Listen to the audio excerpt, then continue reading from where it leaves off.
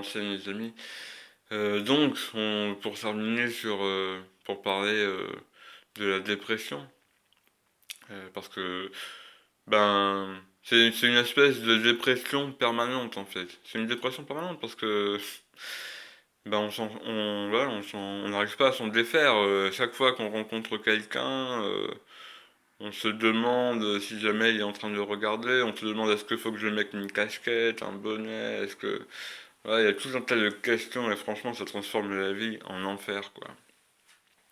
Donc pour vous dire hein, jusqu'où ça a été en ce qui me concerne cette histoire, franchement, quand j'avais peut-être 25 ans, par là, franchement, on m'aurait proposé d'avoir des cheveux comme quand j'étais jeune, jusqu'à 40 ans, et après de mourir, je pense que j'aurais accepté. Donc ça, voilà, je vous le dis, ça me paraît important parce que je l'ai vu aussi sur des forums. Donc il n'y a pas que moi qui pense ça. Et ça, pour moi, ça symbolise bien la détresse dans laquelle on peut se retrouver juste parce qu'on perd nos cheveux, quoi. C'est quand même un truc de fou, ça.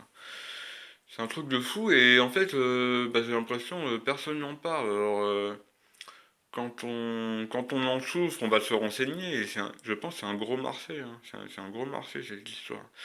De replantage de cheveux, voilà, je pense, là franchement, et si jamais, voilà, moi je vous invite pas à le faire, hein, pour moi, ces gens-là ils valent pas grand-chose. Mais, alors, bon, ça dépend après, voilà, je vais pas mettre tout le monde dans le même panier, mais en tout cas, je pense c'est un marché énorme en fait, ce marché-là, parce que je pense ceux qui ont du pognon surtout, voilà, ils pensent à leur image à fond. Tout le monde y pense, mais eux ils ont les moyens de mettre en place des choses pour remédier à leurs problèmes. Donc je pense qu'il y a un paquet d'argent à se faire là-dedans quoi. Euh, Moi je vis sans argent et je prône la pauvreté, donc c'est pas moi qui vais vous inviter à ça.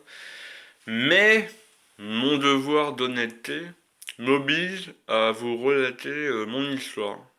Parce que je pense elle peut servir à d'autres. Voilà, elle peut servir à d'autres parce que moi quand j'ai décidé de prôner la pauvreté, de suivre les préceptes de l'Hippogène, de me conformer à la nature, d'observer la nature et d'essayer d'apprendre la nature.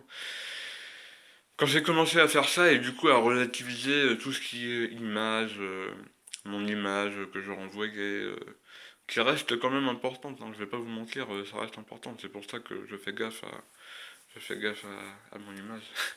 Mais j'ai quand même beaucoup relativisé. Et en fait, à ce moment-là, j'avais résolu le problème de calvitie. C'est un problème qui ne me hantait plus, la calvitie. Et en fait, j'ai résolu le problème d'une façon assez simple, en fait. Ça, c'est quand même la bonne nouvelle. Voilà, pour moi, c'est quand même une histoire triste, mais qui se termine bien. Voilà, cette histoire.